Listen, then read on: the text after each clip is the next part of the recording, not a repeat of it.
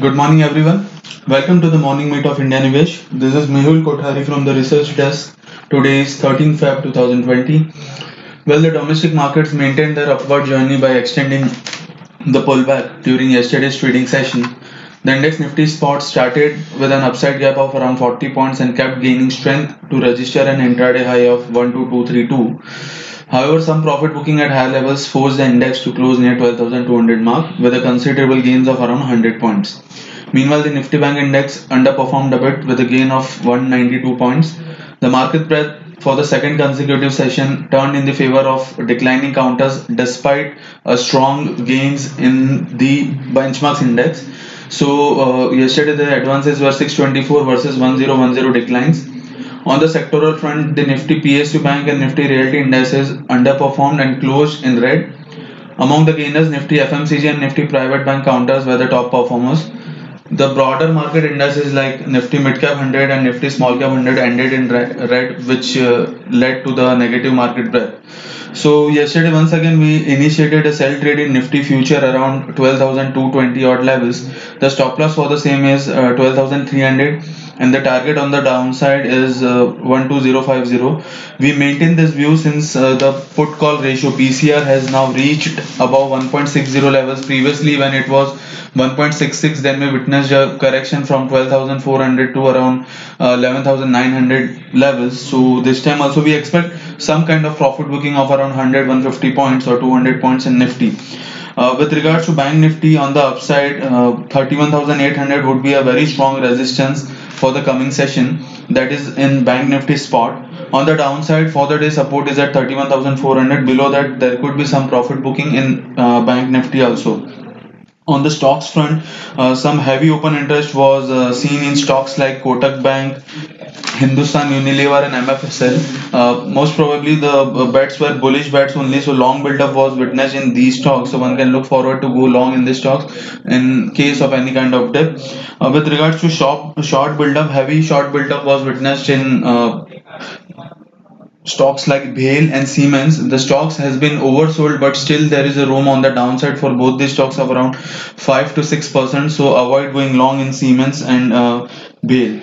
So that's it on the technical front. I'll hand it over to Mr. Dharmesh Kant. Thank you very much, everyone. Yeah, good morning all. Global markets seem to be doing fairly well as the news flow of China containing the coronavirus spreads across the globe. So there has been a slowdown in the new cases of patients being reported being affected by coronavirus, and the death rate has also slowed down considerably over the past few days. So that has been taken positively by the global markets, and at the same time the noises have been very high. Fed Chairman Mr. Powell said that he will do whatever and infuse whatever amount of liquidity is required to not to have the slowdown back into the economy. So to fight the slowdown, US is pumping money. China has also been saying that they will do whatever it takes to arrest the slowdown and pump the economy back. So huge gush of liquidity is doing the rounds, and that is helping the. As of now, since businesses are not there, the money flow is funding its route into the equity, and that is why we are seeing the liquidity driven equity rally continuing. Back home, our market index level, it has been very good. We have now above 12,200 and just around 2 percentage points shy of a new high. But if you look at the texture of the market, the breadth was actually bad. So till now, the entire breadth of the market has not been conducive or supportive of the rally which has taken place. If it doesn't improve in next couple of days, then it would sound. It has already been sounding alarming bells. We may see this rally fizzling out soon. IP numbers were reported yesterday for the month of December. There was a degrowth of minus 0.3%, whereas FM, the finance minister, was seeing green shoots in the Indian economy or several parameters. But if you look at the IIP numbers, it's not visible there. At the same time, CPI inflation is 7.59%. It's the highest for the last 68 months.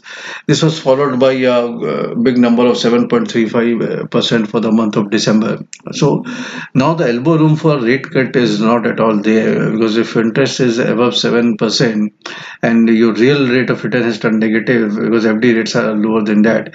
So there's a fight for the monetary policy makers to fight this situation. And that is the reason why we saw some selling happening in the PSU banks, primarily because they hold large chunks of bonds in their portfolio. So this let's see whether it peaks out soon or not. As of now, it doesn't look like. A good part has been there was a report circulated by a private research firm which said for the FY19, I mean for the calendar year 19, the sales of consumer goods and electronics rose. That was better than 2017 and 18. Sales of EC, fridge, refrigerator, and electronic gadgets were much better than what it fared in 2017-18. So that's a silver lining to the economic gloom which we are seeing as of now. The corporate numbers reported yesterday were primarily dismal. Ashok Leyland reported a very poor set of numbers. At the same time, BHEL and Hindalco numbers were also bad. Even Hindalco numbers surprisingly came bad than what the expectation was. Ashok Leland, the only salvage from here on can be if the scrappage policy comes through, we may see a uptick. But for 9 months, it has posted an EPS of 1.3 rupees. At best, it can do 2. So at EPS of 2 rupees, stock prices 80 doesn't look conducive. So one should not be buying into the dips as of now. Only one news flow can change the trajectory, but one should wait for that news flow to come through. What you would recommend is be tentative as far as trading activity is concerned. And from investment perspective, I think Hero MotoCorp and Maruti looks much better from the current valuation levels at which they are trading. At the same time, public sector banks, in spite of the correction and well, because of this inflation and CPI, it looks very attractive at current levels because this trajectory is around peaking out. So on news flow there has been a correction, but the moment it peaks out, you can see a stupendous rally coming back into this space. So SBI, Bob, Canara Bank looks pretty attractive at a pleasant market valuation. That is all from our end. Have a nice day. Happy trading. Thank you.